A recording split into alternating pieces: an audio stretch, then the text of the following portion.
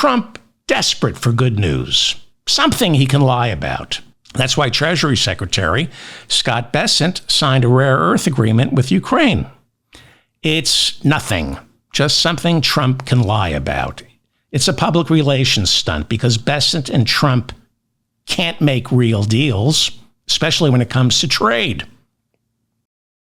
Xi from China won't take their calls. According to this deal, the United States will share future profits off Ukraine's rare earth and mining. Operative word here, future profits. You might recall there's a brutal war going on right now in Ukraine. People are digging graves, not digging for promethium. The deal creates a fund with a 50-50 split between Ukraine and the United States on all future mining projects. Any future military aid America gives to Ukraine will be seen as an investment in this new fund. We give you weapons, you give us half your rare earth. You know, the same way we liberated Europe during World War II and built a new world order that up until now has kept the entire continent free from war, except briefly in Serbia. 80 years of peace. That's how we did it. We defeated Hitler because we knew there was a piece of the back end. We were going to get some rare earth. That's why, well, in a way, it's kind of true. I was being sarcastic. We did get a piece of the back end after World War II. It wasn't just as glaringly obvious as this rare earth deal. See, the problem with Trump is he's vulgar. He's vulgar. Joe Biden deported 4 million immigrants. Obama deported even more. Trump is vulgar. He's vulgar about the deportations. Under Trump, in America, it's basically business as usual, but he makes us feel dirty about it. Okay, he's a little different. He is destroying the planet, our Constitution, and turning America into a police state. But other than that, he's the worst human being on the planet. Back to the deal, this great mineral deal, rare earth. Despite complaints from intellectual half-pints like Marjorie Taylor Greene, Ukraine won't reimburse the United States for the military aid we've already given it. Critics say the deal is purely cosmetic because all new drilling projects have to be postponed until there's peace in Ukraine, and Trump is failing to deliver on that because Putin wants all of Ukraine and Trump is Putin's bitch. So this deal is a complete waste of everybody's time. China's leader Xi won't come to the phone to make a trade deal. Putin won't stop the killing. Zelensky won't agree to a 3-day truce. Trump needs good news. So have Scott Bessent, our Treasury Secretary, sign some BS deal.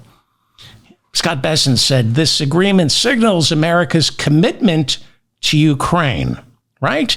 We have skin in the game now. We have a financial incentive for Ukraine to remain sovereign. But this whole deal is predicated on America giving Ukraine military aid. That's our investment into the fund. Okay, when's that happening? Well, Donald Trump just proposed his budget for 2026. Would you like to venture a guess as to how much Trump plans to invest in this rare earth fund he's created? Because we have to give Ukraine weapons in order to profit off future earnings. 0. He's earmarked 0 in his 2026 budget for weapons for Ukraine. So this deal means nothing. It's just an opportunity for Trump to tell his stupid voters he made an unbelievable deal for Ukraine's rare earth. Well, yeah, he's right about it being unbelievable because it's not true. Meanwhile, The Economist reporting Ukraine supplies 4 to 7% of the world's titanium. Ukraine could hold as much as 20% of the planet's entire reserves of titanium. But until there's peace, we'll never get to find out. Although we are finding out why there's war. The BBC saying Ukraine holds roughly 5% of the entire world's raw critical materials. But it must be mined and then processed, and you can't do that when there's a war going on. This is why Putin wants all of Ukraine. The economy says all this rare earth is needed to power the 21st century with wind, solar, and even nuclear. This is why we're looking at Greenland. This is what Greenland is all about. The glaciers are melting, easy access to the rare earth. So right now, according to the BBC, China is processing 90% of the entire world's rare earth. 90% of the future is coming out of China. They're processing 90% of all the rare earth. You think that's why Xi isn't taking Trump's calls? Who holds all the cards? Meanwhile, Trump warning he might sanction any countries that purchase oil from Iran. Another complete waste of time that should not be dignified by the media. He's warning, I might sanction any countries that purchase oil from Iran. This after U.S.-Iran nuclear talks have broken down. They've broken down because there's nothing to talk about. It's just like the rare earth deal. Busy work, garbage. That's why Steve Witkoff is doing the U.S.-Iran talks, because it's busy work. Iran is not making nuclear weapons. It hasn't been trying to make nuclear weapons since 2003. Since 2003, Iran hasn't tried to make nuclear weapons. Even according to our new director of national intelligence, Tulsi Gabbard. According to Tulsi Gabbard, testifying last month under oath, she said, once again, our entire intelligence community agrees Iran is not trying to make nuclear weapons. So, of course, the talks between the United States and Iran are going to break down. Trump sent Steve Witkoff to negotiate with Iran. He also sent Witkoff to negotiate with Putin. Steve Witkoff, who is he? He's a real estate attorney with no background in government. That's how serious Trump is about Ukraine. He sends Steve Witkoff to meet with Putin. That's how serious Trump thinks Iran's nuclear weapon program is. He sends Steve Witkoff to negotiate an agreement on Iran. Steve Witkoff is going to end a nuclear weapons program in Iran that ended 22 years ago. So, of course, the talks with Iran broke down. Steve Witkoff said, Iran, you have to stop trying to make nuclear weapons. Iran said, we did 22 years ago. Steve Witkoff said, that's it, you're impossible to deal with. Talks are over. We need Iran as another imaginary enemy to justify our spending more than $1 trillion next year on defense. Our entire military budget is twice Iran's entire economy. Their entire economy is $500 billion. We're spending more than $1 trillion on weapons.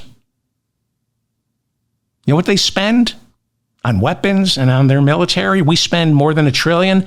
Iran spends $9 billion a year. Our military spending more than $1 trillion. They're not making nuclear bombs. Yes, they're supplying Houthis with weapons and Hezbollah with weapons. They spend about $2 billion a year fighting proxy wars against Israel and Saudi Arabia by funding Hamas, Hezbollah, and the Houthis. $2 billion. Iran is a tiny country. Doesn't matter. We need to build it up in our imagination to justify spending $1 trillion a year on imaginary enemies. They don't have a nuclear weapons program. Google it. Google what Tulsi Gabbard And our intelligence community has been saying for 22 years. They stopped their nuclear weapons program in 2003. They're afraid of America. They're afraid of Israel. They're afraid of Saudi Arabia. But we need imaginary enemies. That's why we spend $1 trillion a year. And sitting atop that $1 trillion a year is our alcoholic white Christian nationalist Secretary of Defense, Pete Hegseth, whose own mother put into writing he's an abuser of women. During Trump's most recent cabinet meeting, Trump said of Hegseth, they don't know how good he is. Yeah, why are you only focusing on the women who sued me for sexual assault? What about the millions of women who didn't sue me for sexual assault? You have no idea how good I am. Well, by the time you hear this, Pete Hegseth might be gone. Who knows? He might end up being our longest-serving defense secretary. House Democrat Joyce Beatty represents Ohio's 3rd Congressional District. She took to the House floor attacking Pete Hegseth for pulling books from the Pentagon Library, as well as removing display photographs celebrating black veterans like Jackie Robinson, Medgar Evers, and the Tuskegee Airmen. Those were the military pilots who helped defeat the Nazis. Congresswoman Beatty pointed out that while erasing the contributions of black soldiers, Hegseth renamed 6 military bases after Confederate generals. This, even though Congress in 2020 passed a law changing those names. Hegseth changed Fort Liberty back to Fort Bragg to honor Ku Klux Klansman and Confederate General Braxton Bragg, who, by the way, was a bad general. Forget that he owns slaves. Not really. That's horrible. But he was also a bad general. He was one of the reasons the South lost. Really? Is that how you inspire the military, by naming military bases after genocidal losers? What about Fort Goering? He was a lousy general. He was a genocidal maniac, too. He was a lousy. We defeated him. Why don't we have a Fort Goering? So Hegseth, by the way, found a workaround to that law passed in 2020, saying you have to rename the military bases, and they can't be named after Confederate generals. So he found a workaround. He thinks he's clever. He renamed Fort Liberty to Fort Bragg, but now Fort Bragg is named after Army Private First Class Roland Bragg, a World War II veteran. But we know who it's named after. It's named after a genocidal maniac.